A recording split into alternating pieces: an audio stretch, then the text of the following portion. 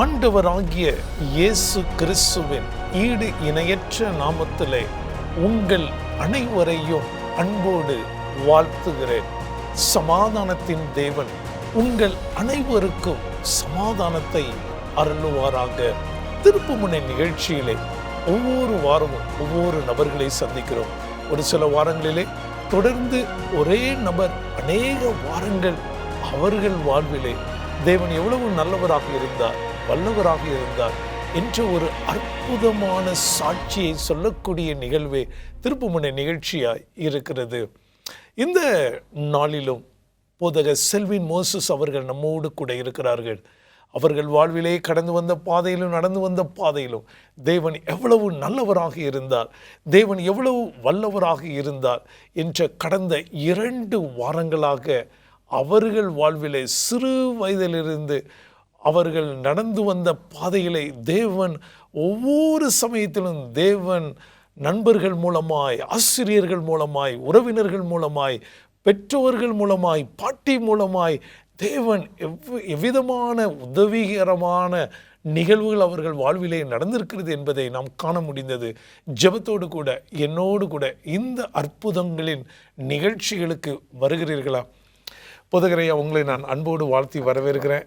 இந்த நாளில் நீங்கள் நேரம் எடுத்து 2 வாரம் உங்களுடைய சாட்சி மிக அற்புதமாக இருந்தது. தேவன் உங்கள் வாழ்வில் இப்படி அநேக நிகழ்வுகள் நடந்தாலும் ஒரு காரியத்தை நான் புரிந்து கொள்ள முடிந்தது. நீங்களும் அந்த நிகழ்ச்சியில் மிக அற்புதமாக சொன்னீங்க. அநேகர் உங்களுக்கு ஏதுகரமாக இருந்திருக்கிறாங்க. நண்பர்கள், ஆசிரியர்கள், இவர்கள் பெற்றோர்கள், இவங்க எல்லாரும் சபை விசுவாச மக்கள்.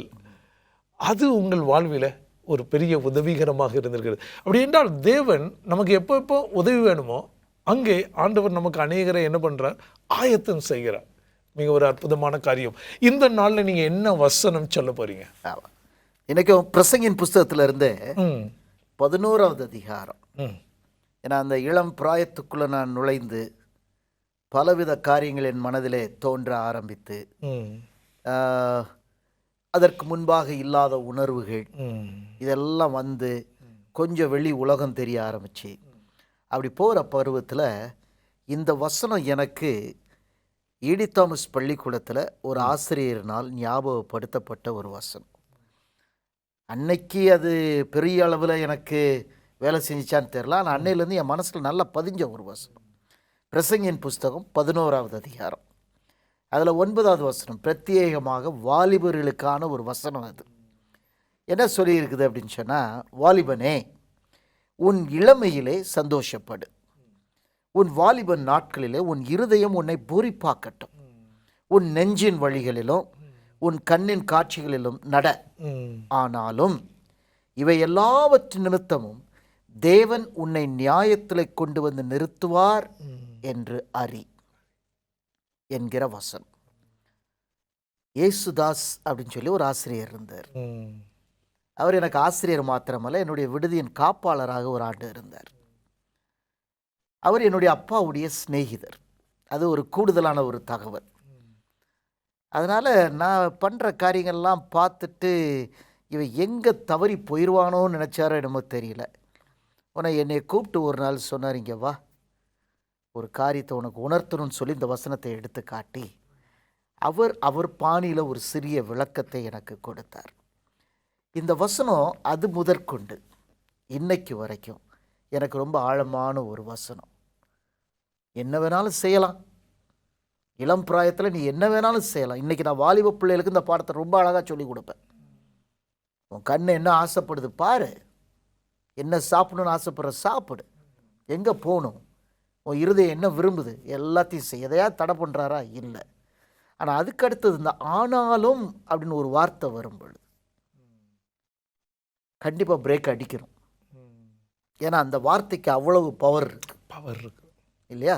இப்போ ஆங்கிலம் படித்ததுனால சொல்கிறேன், இந்த பட்டுங்கிற வார்த்தை, அதனுடைய வார்த்தை 2 வாக்கியங்களை இணைக்கின்ற ஒரு சொல். அது கன்ஜங்ஷன் என்று சொல்ல, இணைப்பு சொல்.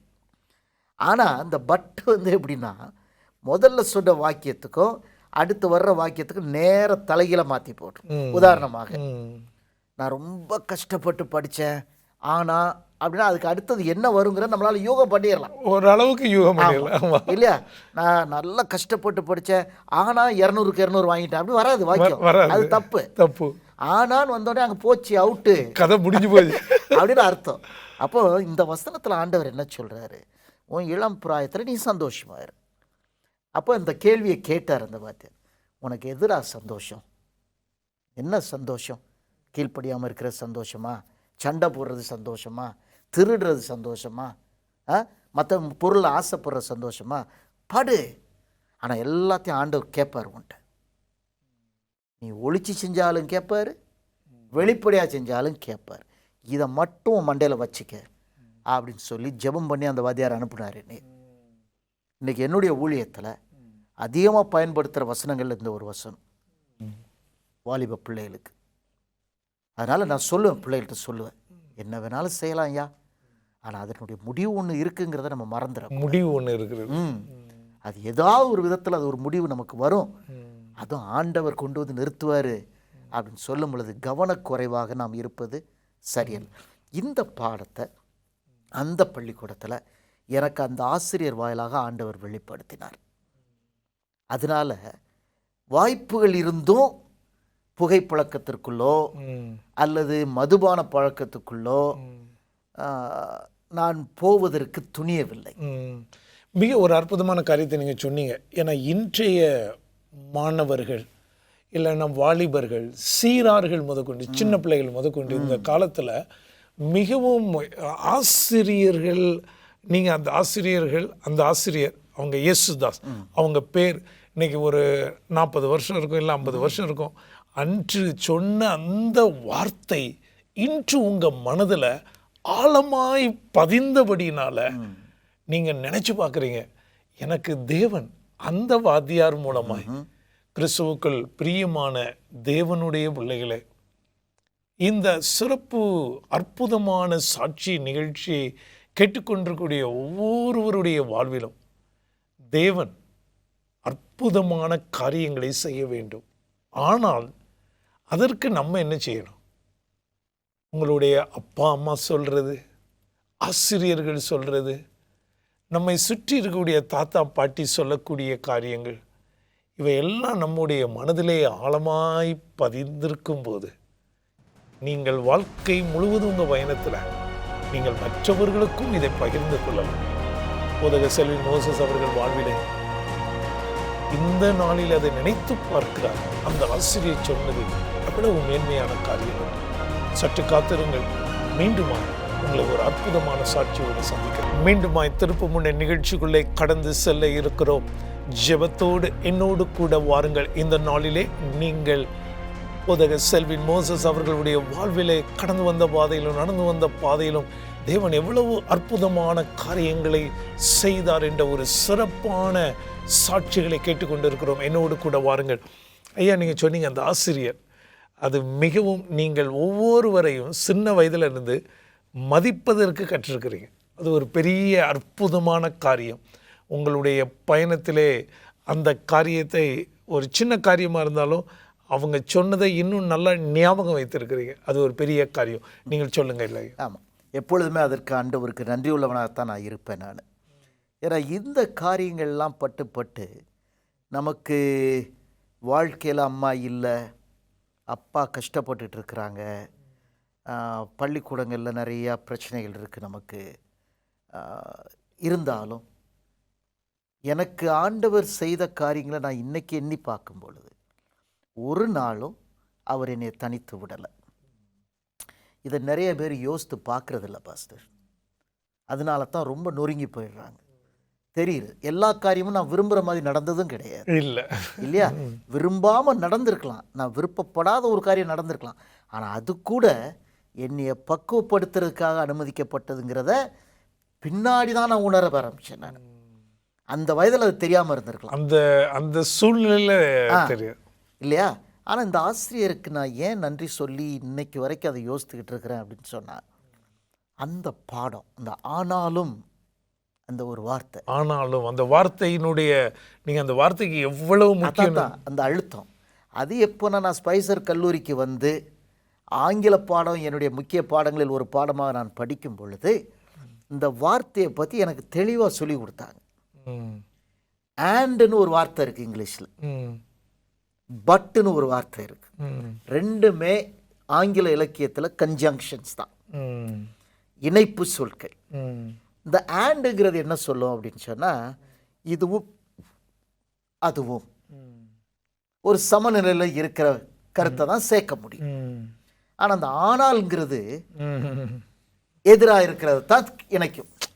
அப்படி இல்லையா? வெளிச்சமாக இருந்துச்சு, ஆனாலும் இருட்டில் இருக்கிற மாதிரி இருந்துச்சு, அப்படிதான் சொல்ல முடியும். இல்லையா? இப்போது நான் இந்த பாடத்தை படித்து இப்போ இந்த வாத்தியார் சொல்லி கொடுத்ததை ஆங்கில வகுப்பில் உட்காந்துருக்குமா யோசித்து பார்ப்பேன். அதுக்கு தான் அழுத்தினாரோ சார். ஆமாம், அதுக்கு தான் அழுத்தினாரோ. ஆண்டுன்னா நேரம் மாறி தானே வரும். இந்த ஸ்போர்ட்ஸ் முடிச்சுட்டு வந்த பிறகு இந்த ஓடி முடிச்சுட்டு வர்ற சின்ன பையன்கிட்டலாம் நான் கேட்பேன், நான் ராசா என்னாச்சு, நல்லா ஓடினியா அப்படிமா. சார் நான் தான் சார் விரட்டிக்கிட்டு வந்தேன், ஆனா அப்படிமா. சரி போ போ, அப்போ நான் கேட்க கூட மாட்டேன். அதுக்கப்புறம் கேட்க வேண்டாம், போ போ, ஏன்னா அதுக்கு பிறகு தெரியும் இல்லையா? அது மாதிரி அவ்வளவு பவர்ஃபுல்.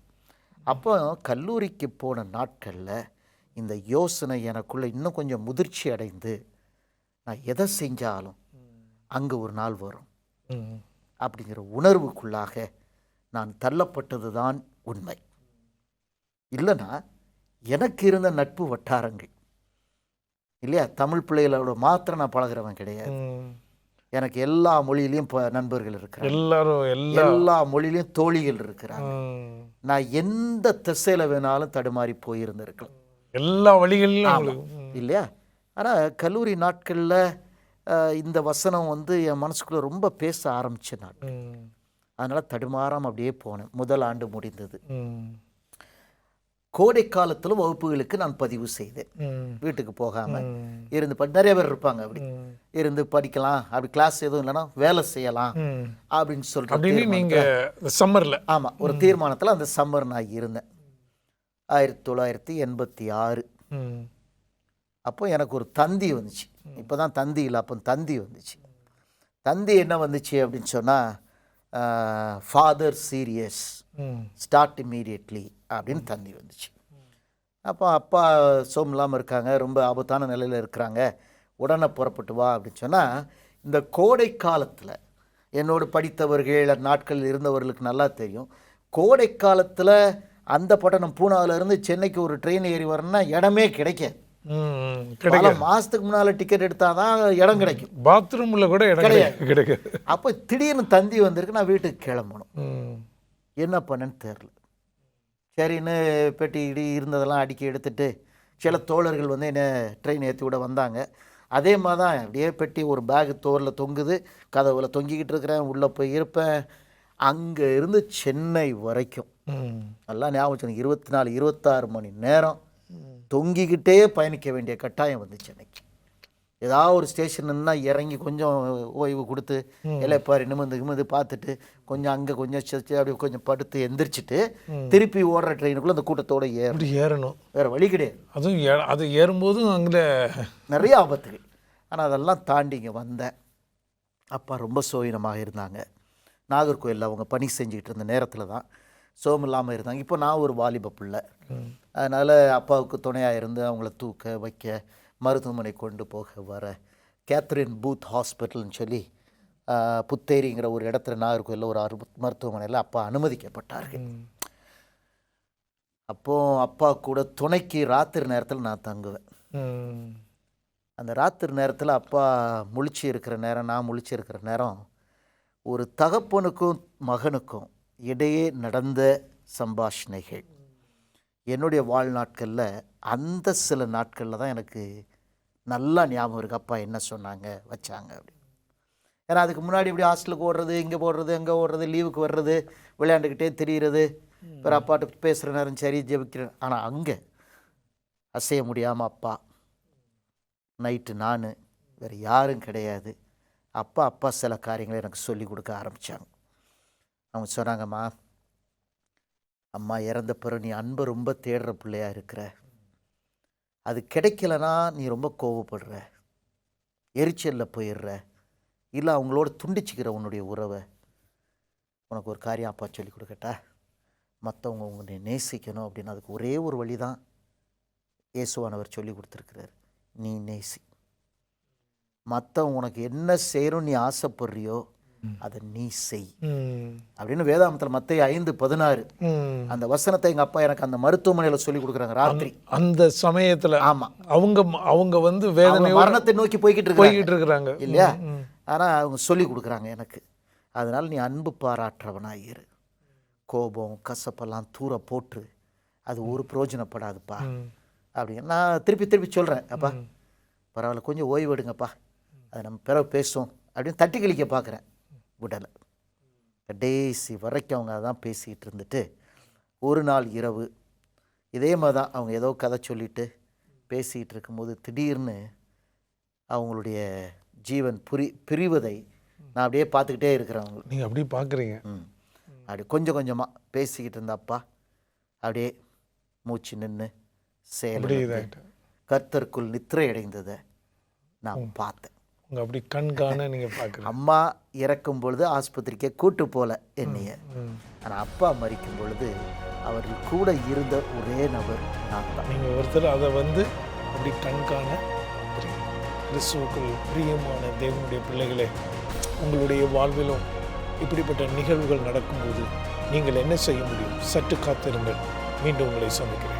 மீண்டுமாய் நாம் திருப்பு முன்னே நிகழ்ச்சிக்குள்ளே ஜெபத்தோடு கடந்து செல்வோமா?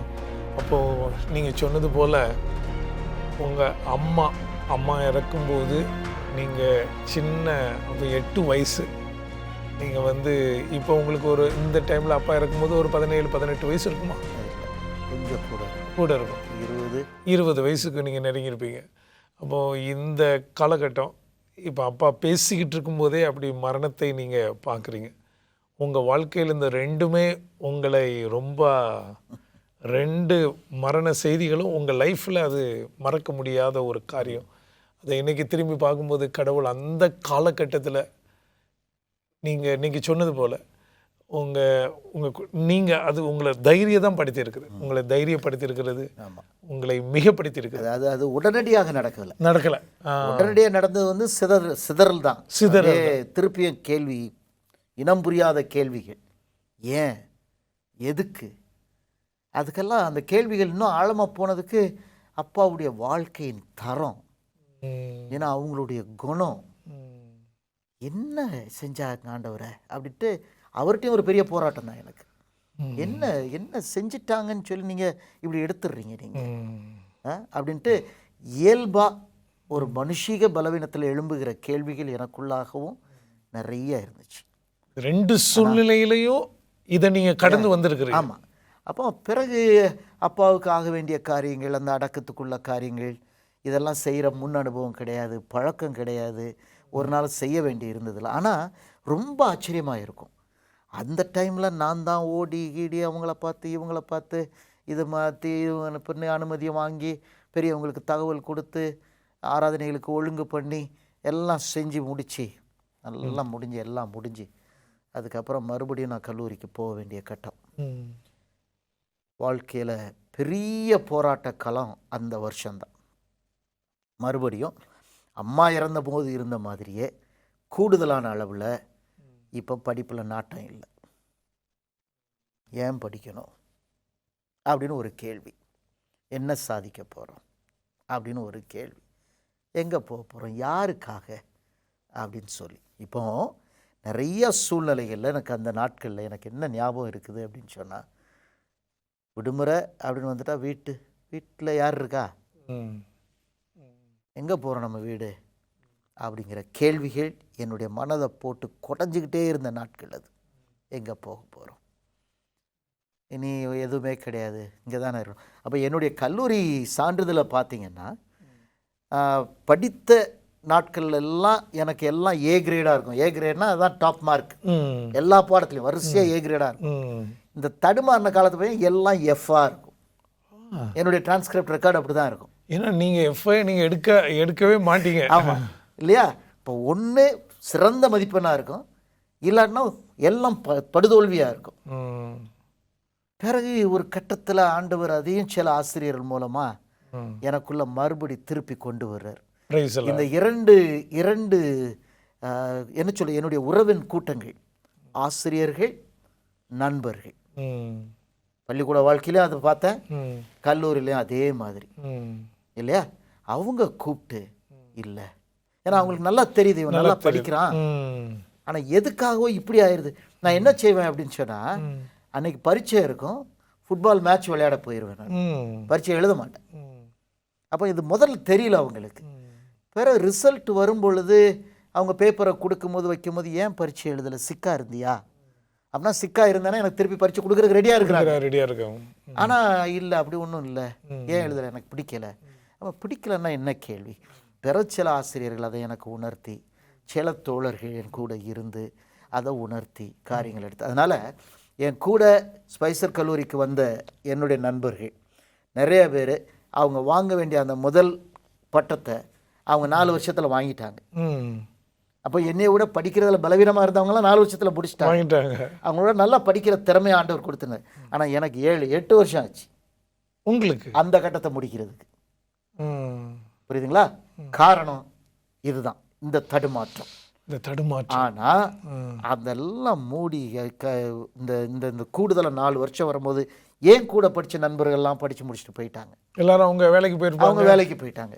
அவருடைய வாழ்க்கை ஓடிக்கிட்டு இருக்கு. நான் இன்னும் முடிக்கலை. ஏன் எனக்குள்ளே என்னென்னா, கேட்குறதுக்கு தான் அப்பா இல்லையே, அம்மா இல்லையே அப்படின்னு சொல்லி. என்னுடைய மூத்த அண்ணனுக்கும் இது ஒரு பெரிய குழப்பம், என்ன ஆச்சு இவனுக்கு.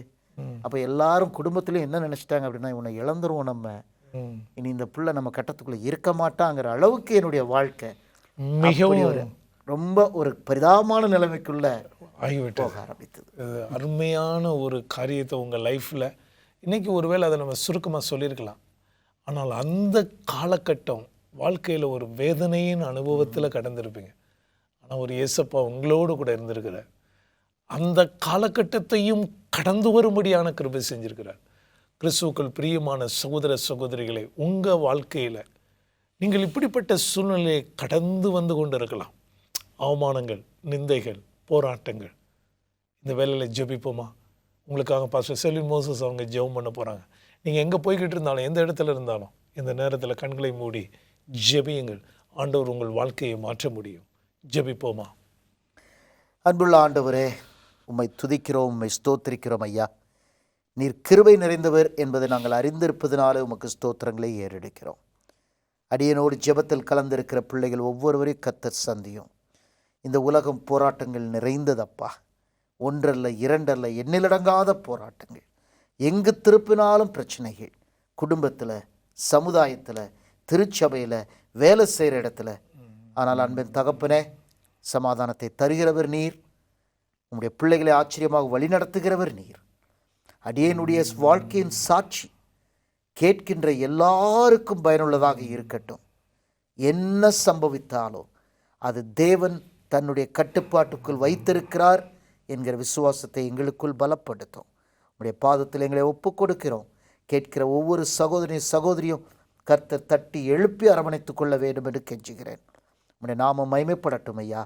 தொடர்ந்து காத்துக்கொள்ளும், வழி நடத்தும். இயேசுவின் மூலம் ஜெபிக்கிறோம், ஜெபம் கேளும் ஜீவனுள்ள பிதாவே, ஆமென். ஐயா, மிக நன்றி. நீங்கள் நேரம் எடுத்து உங்கள் வாழ்வில் நடந்த அற்புதமான அந்த கடந்து வந்த பாதையை பற்றி சொன்னீங்க. ஆண்டவர் உங்களையும் உங்கள் குடும்பத்தையும் ஆசீர்வதிப்பாராக. கிறிஸ்துவுக்குள் பிரியமான தேவனுடைய பிள்ளைகளே, இந்த நாளின் நிகழ்ச்சி உங்களுக்கு உங்கள் குடும்பத்திற்கு ஆசீர்வாதமாக இருந்திருக்கும் என்று விசுவாசிக்கிறேன். எங்களோடு நீங்கள் தொடர்பு கொள்ளும்படியாய் உங்களை அன்போடு கேட்டுக்கொள்கிறேன். எங்களுடைய தொலைபேசியிலே நீங்கள் எங்களை அழைக்கும்போது எங்கள் ஜெப வீரர்கள் உங்களுக்காக ஜெபிக்க காத்து கொண்டிருக்கிறார்கள். இமெயில் மூலமாக, ஃபேஸ்புக் மூலமாக நீங்கள் எங்களை தொடர்பு கொள்ளும்படியாய் உங்களை அன்போடு கேட்டுக்கொள்கிறேன். எங்களுடைய ஊழியங்களுக்காக நீங்கள் ஜெபியுங்கள். இந்த ஊழியங்களுக்காய் தாங்கும்படியாய் உங்களை அன்போடு கேட்டுக்கொள்கிறேன். ஹோப் சேனல் ஊழியமானது 24 மணி நேரமும், வாரத்தில் 7 நாட்களும், வருடத்தில் 365 நாட்களும் உலகமெங்கும் இயேசு கிறிஸ்துவின் அதிசீக்கிர வருகையை சொல்லிக் கொண்டிருக்கிறோம். எங்களுக்காக ஜெபியுங்கள். தேவனை சந்திக்க ஆயத்தமா. மாரநாதா.